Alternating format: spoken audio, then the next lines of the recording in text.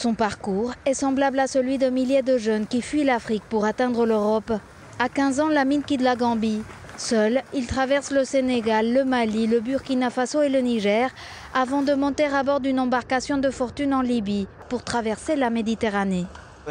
On était presque 150 personnes à bord. On était tous assis comme ça, comme des sardines. Il y avait des femmes avec des nouveau-nés. On n'avait pas de gilet de sauvetage. À un moment, l'embarcation a commencé à prendre l'eau.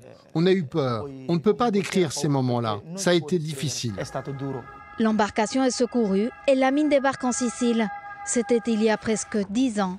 Aujourd'hui, comme beaucoup d'étrangers installés en Italie, Lamine est concerné par le prochain référendum qui pourrait assouplir l'accès à la nationalité italienne.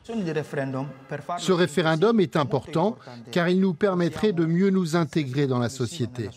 Je me sens italien à 100%, même si je n'ai pas la citoyenneté. Je vis et je travaille ici, je paye mes impôts ici et tout ce que je fais, je le fais pour l'Italie.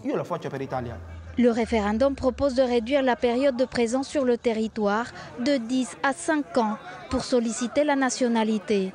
Une démarche administrative que Stefania et sa famille originaire d'Angola comparent à un parcours du combattant. Mes parents sont en Italie depuis plus de 20 ans et ils n'ont toujours pas la nationalité. Car mon père s'est blessé sur un chantier et pendant une période, il n'a pas eu d'entrée de salaire. Il a donc dû repartir de zéro.